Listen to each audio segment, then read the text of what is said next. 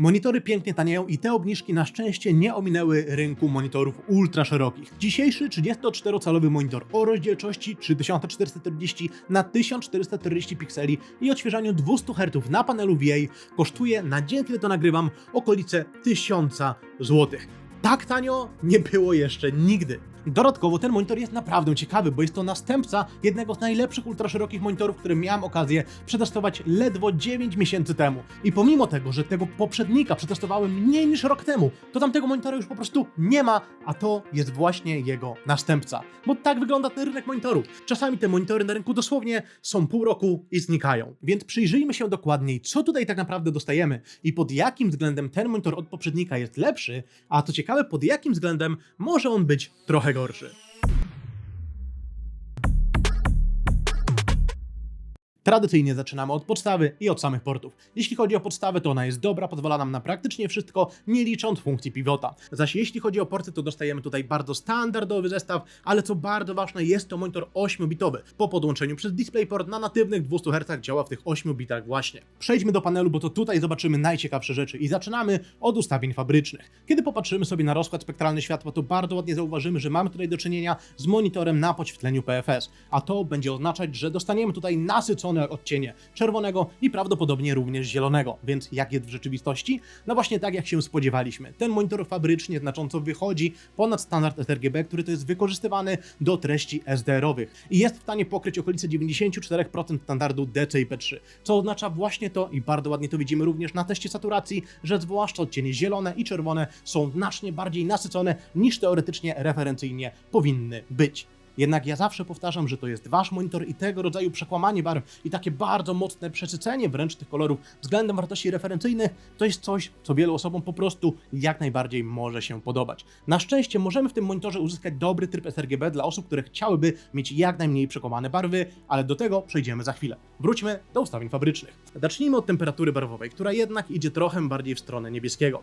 Teraz, kiedy popatrzymy sobie na gammę, to zauważymy tam tak naprawdę dwa problemy. Po pierwsze, fabryczna gamma na moim egzemplarzu jest bardzo jasna. Ona znacznie bardziej podąża za standardem 2.1, co po prostu nie ma żadnego sensu. Zwłaszcza na monitorze, który ma tak dobry kontrast i który swoje 100% możliwości pokaże wieczorem czy w nocy. Ta gamma w okolicach 2.1, która ciągnie się przez całą tak naprawdę skalę szerokości tego monitora, powoduje, że ten monitor po prostu jest bardziej rozjaśniony. On powinien być ciemniejszy, a pokazuje wiele wartości jaśniej niż teoretycznie powinien. Teraz, kiedy połączymy sobie to, że mamy tutaj niestety troszkę bardziej niebieską temperaturę barwową z monitorem, który oczywiście wychodzi ponad standard sRGB, wraz z gammą, która jest tutaj rozjaśniona, no to jak się pewnie spodziewacie, na fabrycznych ustawieniach dostajemy niestety dosyć wysokie przekłamanie barw. Na szczęście da się to ręcznie dostosować i za chwilę wam to pokażę. Ale na początek jeszcze inne bardzo ważne testy. Po pierwsze, jasność. Ten monitor jest absurdalnie jasny. Na ustawieniach fabrycznych dobija do okolic 450 nitów maksymalnie i minimalnie schodzi do okolic 55 nitów, co jest świetnym zakresem jasności i powoduje to, że ten monitor jak najbardziej odnajdzie się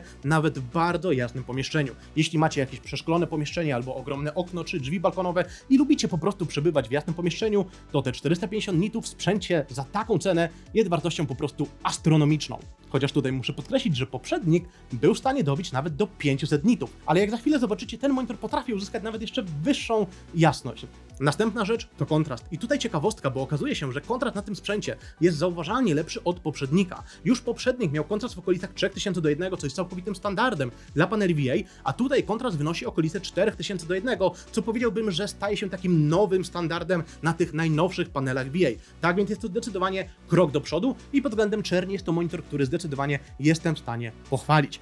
Nie jestem niestety w stanie pochwalić tego monitora pod dwoma względami. Chodzi mi tutaj o kąty widzenia, które mówiąc wprost są po prostu bardzo słabe i niestety jest to minus tego sprzętu. Ale jest jeszcze drugi minus, który jest związany z tą czernią, bo tak jak sama czerń jest naprawdę dobra i tak jak sam kontrast jest naprawdę dobry, to niestety jest problem, przynajmniej w moim egzemplarzu, jeśli chodzi o kwestię nierównomierności podświetlenia. Ponieważ kiedy popatrzycie na zdjęcia tej czerni na tym monitorze, to jesteście w stanie zauważyć takie placki, zwłaszcza przy górnej krawędzi i przy dolnej krawędzi bardziej rozjaśnionego światła. I chociaż jak najbardziej te najbardziej rozjaśnione zdjęcia wręcz przesadzają z tym efektem, to niestety, ale w rzeczywistości wieczorem czy w nocy, kiedy moje oczy były przyzwyczajone do ciemniejszego pomieszczenia, jak najbardziej byłem w stanie zauważyć to, że właśnie w tych miejscach mój monitor jest rozjaśniony. Tak więc ten bleeding, niestety, ale przynajmniej w moim egzemplarzu, przeszkadza. Na szczęście jednak ten egzemplarz nie ma problemu z miażdżeniem czerni. Jeszcze jeden minus zauważyłem przy kwestii bendingu przy najciemniejszych dosłownie barwach, gdzie jestem w stanie zauważyć, iż te przejścia tonalne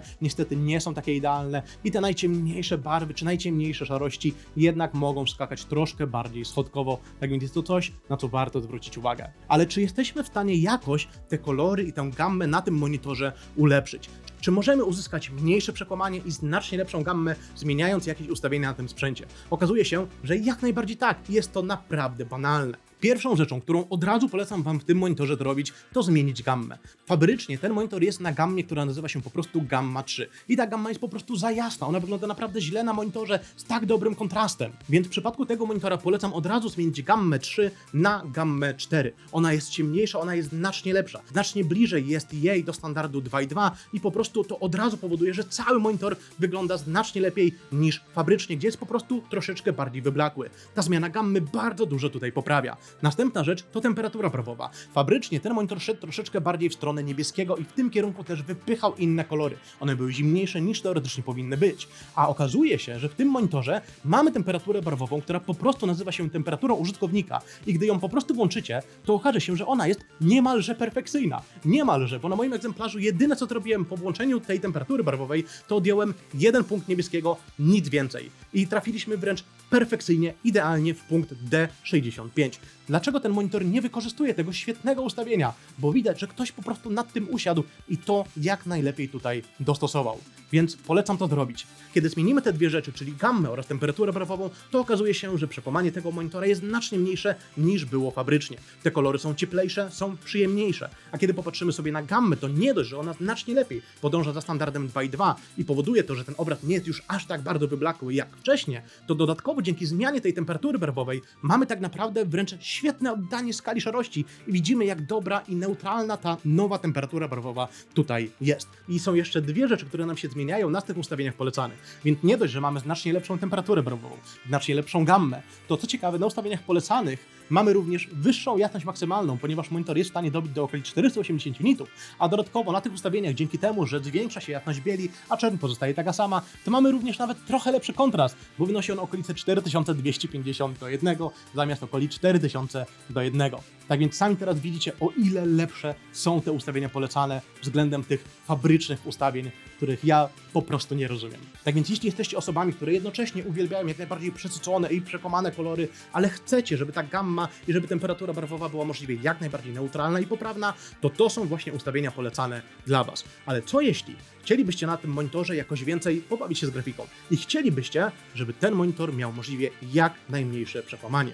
Wtedy cały na biało wchodzi tryb sRGB, który, powiem wprost, jest po prostu tragiczny. W tym trybie sRGB, w tym monitorze możemy od razu zauważyć, że temperatura barwowa jest jeszcze gorsza niż była fabrycznie. Sam klamp do standardu sRGB działa dobrze i tutaj akurat nie mogę się do tego doczepić, ale kiedy popatrzymy na gammę, no to ona raz jeszcze wygląda bardzo, bardzo źle. Tym bardziej, że w tym trybie nawet monitor stara się podążać za gammą sRGB, która to jest nawet jeszcze jaśniejsza w najciemniejszych punktach, ale w tych jaśniejszych punktach ten monitor nadal jest po prostu zbyt wyblakły. A problem w trybie sRGB pojawia się wtedy, gdy nie możemy zmienić m.in. temperatury barwowej, a tej, no właśnie, nie możemy zmienić. Więc kiedy popatrzymy sobie na dokładne przekłamanie barw tego monitora w trybie sRGB, to okaże się, że ono jest po prostu bardzo słabe. Ten tryb sRGB jest tutaj po prostu bezużyteczny. Tak więc całkowicie nie mogę Wam go polecić. Ale przed chwilą powiedziałem, że da się jakoś jednak uzyskać dobry tryb sRGB na tym monitorze. Jak to zrobić? Musimy wrócić do ustawień polecanych, czyli zostawiamy fabryczny tryb, zmieniamy gammę z gammy 3 na gammę 4 oraz zmieniamy też temperaturę barwową na temperaturę użytkownika i odejmujemy jeden punkt niebieskiego. Następnie musimy zrobić jedną naprawdę bardzo prostą rzecz. Musimy wykorzystać zewnętrzne oprogramowanie pokroju No Video sRGB, które to jest w stanie szczytać pewne wewnętrzne wartości tego monitora i na bazie ich starać się globalnie zrobić klamp do standardu sRGB. Nie działa to idealnie, ale w tym przypadku i tak działa to bardzo dobrze, ponieważ teraz wreszcie mamy klamp, który jest w miarę bardzo dobry i kiedy połączymy go z bardzo dobrą temperaturą barwową i z jeszcze lepszą gammą, którą sobie sami dostosowaliśmy, to wreszcie w tych ustawieniach polecanych z No Video sRGB dostajemy nieporównywalnie lepsze przekłamanie niż to, które widzieliśmy przed chwilą w naprawdę tandetnym, fabrycznym trybie sRGB, który jest dostępny w tym monitorze. Tak więc jeśli macie ten monitor albo planujecie go kupić, no to jest jakaś ręczna opcja na to, aby uzyskać jak najmniejsze przekłamanie. Ale coś takiego po prostu nie powinno mieć miejsca. Tryby sRGB z nazwy powinny być możliwie jak najlepiej dostosowane. A paradoksem tego monitora jest to, że on posiada świetny tryb temperatury barwowej, który nie jest wykorzystywany ani w ustawieniu fabrycznym, na co jeszcze mógłbym machnąć ręką, ale z jakiegoś powodu ta temperatura barwowa jest jeszcze gorsza w trybie sRGB, czyli w trybie, gdzie to przekłamanie powinno być jak najmniejsze. Nie rozumiem tego monitora pod tym względem. Jest to akurat regres, są to wartości gorsze niż na poprzedniku. Na szczęście, tak jak sami widzicie, ręcznie zmieniając kilka rzeczy, jesteśmy w stanie tutaj uzyskać naprawdę fenomenalne właściwości. Zarówno dla osób, które szukają tego dużego przesycenia, jak i dla osób, które szukają jak najmniejszego przekłamania. Ale musimy sami to zrobić. Teraz czas przejść do grania, ale zanim to zrobimy, jeszcze tylko rzućcie okiem na rozkład pikseli, a ten na szczęście jest standardowy, a co zatem idzie, czcionka wygląda tutaj przyjemnie i ostro, tak jak na zwykłym monitorze LCD tej rozdzielczości i na tym zagęszczeniu pikseli. I jeszcze dwa bardzo ważne tematy. Po pierwsze, zrobiłem test PWM-u i na szczęście ten monitor nie ma problem z PWM-em, niezależnie od jasności tego sprzętu, na którą to go ustawiłem. I po drugie, zrobiłem również test poboru prądu. Jesteście w stanie zauważyć, ile ten monitor pobiera w zależności od jego jasności. Zrobiłem porównanie na 100% jasności, wtedy ten monitor pobiera około 56 W, następnie na jasności na 0%, gdzie pobiera okolice 20 W z groszem i następnie na jasności ustawionej na 44%, co dało mi jasność 200 nitów i tam monitor pobiera okolice 35 W.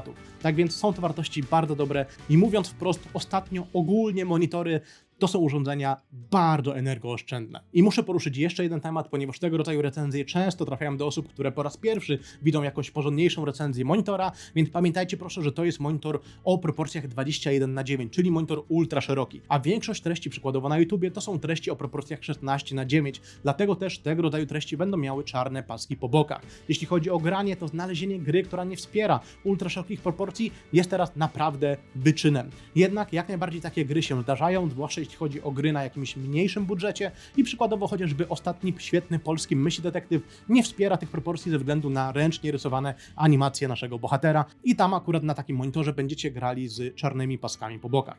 Jednak ostatnio to jest naprawdę bardzo rzadka rzecz. Więc przejdźmy wreszcie do grania. I zaczynamy od pomiaru input laga, a ten jest bardzo dobry. Taki, jakiego bym się spodziewał po monitorze na tym odświeżaniu. Następna, bardzo ważna rzecz, zwłaszcza na monitorach VA, to smużenie. A to, jak na panel VA, jest bardzo dobre. Fabrycznie ten monitor tak zwaną moc overdrive ma ustawioną na off, czyli na wyłączoną. I to od razu polecam Wam zmienić, ponieważ po zdjęciach UFO jesteście w stanie zauważyć, że zarówno moc o nazwie Picture Quality, jak i moc Balance jest lepsza, zauważalnie lepsza niż ta moc fabryczna. Tylko którą z tych dwóch mocy my mamy wybrać? Mam nadzieję, że widzicie na tym zdjęciu, iż moc Balance jest teoretycznie mocą lepszą. W takim znaczeniu, że za poruszającym się obiektem jest mniejsza smuga. Jednak niestety na mocy Balance już dochodzi do leciutkiego overshootu, czyli przestrzelenia pewnych kolorów, ale ten mimo wszystko jest bardzo mały na moim egzemplarzu. Więc jeśli nie planujecie korzystać na tym monitorze z synchronizacji pokroju G-Synca czy FreeSynca, to polecam na początku włączyć moc overdrive na mocy Balance właśnie. I jeśli na tej mocy nie widzicie problemu z overshootem, to ją zostawcie. A jeśli widzicie, to dopiero wtedy przejdźcie na moc Picture Quality. Więc porównajmy sobie proszę to smużenie do innych monitorów dostępnych na rynku. Mam nadzieję, że teraz w tych porównaniach, zwłaszcza wobec paneli VA, jesteście w stanie zauważyć, iż smużenie jak na panel VA, porównując do innych paneli VA, jest naprawdę bardzo dobre. Ale oczywiście jak to bywa na panelach VA, kiedy porównamy sobie to smużenie do jakichś szybkich paneli IPS-owych, no to tam widzicie tę różnicę, o której się często mówi, czyli o tym, że panele VA niestety nadal smużą, bo ten panel nadal trochę smuży, ale i tak to smużenie jak na taki sprzęt w tej cenie, porównując do innych paneli VA, to jest bardzo dobry poziom. I teraz musimy przejść do porównania tego monitora do jego poprzednika, aby zobaczyć, czy coś się zmieniło. I kiedy ustawię Wam te zdjęcia UFO obydwu tych monitorów obok siebie, to według mnie zdecydowana większość z Was pomyśli, że one są niemalże identyczne, że one są bardzo, ale to bardzo podobne. I to jak najbardziej jest prawda. Owszem, teoretycznie ta najciemniejsza smuga u góry na nowszym monitorze jest troszeczkę łagodniejsza i teoretycznie krótsza, ale różnice są marginalne. Jednak musimy musicie wiedzieć o jednej bardzo ważnej rzeczy. Po pierwsze, nowy monitor ma lepszy kontrast, 4000:1, kiedy poprzedni miał 3000:1. A to jest temat bardzo ważny, ponieważ bazując na monitorach, które ja miałem okazję przetestować, jest ogromna korelacja między kontrastem a smurzeniem. I praktycznie zawsze było tak, że monitor na wyższym kontraście miał zauważalnie gorsze smużenie. A tutaj pomimo tego, że ten nowszy monitor ma lepszy kontrast, to smużenie wygląda niezwykle podobnie. I jest jeszcze druga rzecz, o której warto wiedzieć. Nowy monitor ma 200 Hz, kiedy poprzednik miał 180 Hz. Dlaczego to takie ważne? Ponieważ im mamy wyższe odświeżanie, tym tak naprawdę mamy krótsze okno na to, żeby piksele zdążyły zmienić kolor z jednej klatki na drugą. Kiedy mamy monitor o odświeżaniu 200 Hz, to każdą następną klatkę widzimy co 5 milisekund. A kiedy mamy monitor na odświeżaniu 180 Hz, to każdą nową klatkę widzimy co około 5,5 milisekundy. Tak więc ten monitor na niższym odświeżaniu ma te około pół milisekundy więcej, żeby te kolory zdążyły jeszcze przejść z jednego koloru na drugi. Dlatego też im monitor ma wyższe odświeżanie, tym ważniejszy jest czas reakcji pikseli, bo na niskim odświeżaniu to jest rzecz nieważna. Możecie mieć nawet 10 czy 15 milisekund, a na monitorze 60 Hz i tak po prostu odświeżanie danego monitora nam zakryje jakiś tam problem ze smurzeniem. Tak bardzo mocno upraszczając ten temat.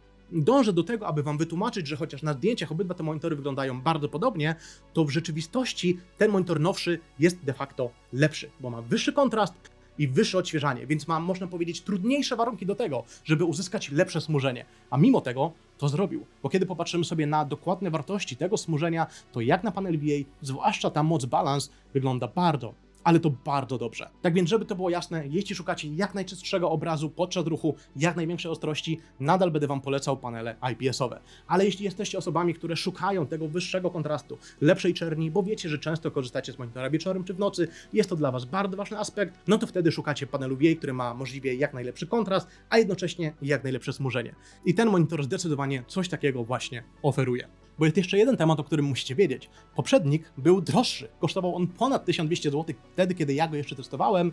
Nowy monitor jesteście w stanie kupić za około 1000 zł z groszem, tak więc o tym też warto myśleć. Monitory tanieją i jednocześnie stają się coraz lepsze. Rynek monitorów jest naprawdę bardzo nietypowy. Jest to chyba jedyny rynek w swoim rodzaju, że na coś takiego w ogóle on pozwala. Przejdźmy zatem do następnego tematu, jeśli chodzi o granie. Monitor ten ma teoretycznie stroboskop pod nazwą Aim Stabilizer, jednak on jest po prostu tragiczny. Nie dość, że kiedy go włączymy, to moc overdrive jest ustawiona na zbyt szybką, przez co na zdjęciu UFO widzimy ogromny overshoot i takie duszki, które są po prostu jaśniejsze, no to po prostu ten stroboskop tutaj nie ma żadnego sensu. On jest, żeby był wepchany na siłę, nie mam bladego pojęcia po co, całkowicie nie polecam korzystać z tej funkcji. Ona tutaj po prostu nie daje rady działać. Ale na szczęście to, co daje radę działać, to synchronizacja.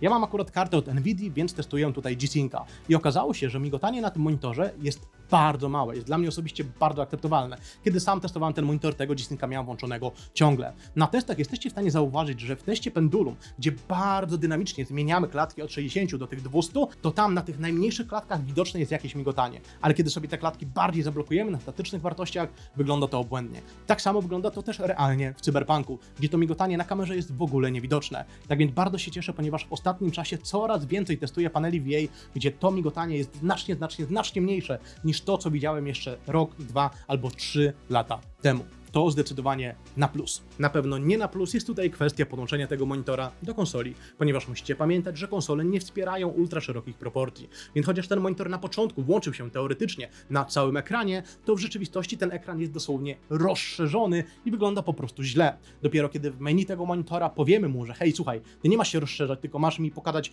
taką rozdzielczość, jaką ta konsola od ciebie wymaga, to wtedy przełączy się w tryb poprawny z czarnymi paskami po bokach. A i co bardzo ważne, ten monitor od razu podłączy się do konsoli w trybie HDR, co po prostu nie ma żadnego sensu. Polecam od razu wyłączyć ten tryb HDR i wykorzystajcie te ustawienia polecane, które wam dałem przed chwilą, które to są po prostu świetne. Pamiętajcie, że tego rodzaju monitory z HDR-em nie mają praktycznie nic wspólnego. Na szczęście monitor jest w stanie wtedy zaakceptować sygnał 4K 60 Hz z chroma subsamplingiem albo 1440p 120 Hz, jeśli jakieś gry wspierają wyższe odświeżanie. Tak więc jeśli od czasu do czasu chcielibyście podłączyć konsolę do takiego monitora, to można to zrobić, ale jeśli ktoś z was szuka monitora głównie do konsoli, no to zdecydowanie monitory ultra szerokie po prostu odradzam. I to pomimo tego, że ten monitor posiada jeszcze jedną rzecz, czyli wbudowane głośniki, które wydawałoby się są świetną rzeczą do tego, aby właśnie taką konsolę do monitora podłączyć. No bo wtedy od razu mamy dźwięk po HDMI. Super, prawda?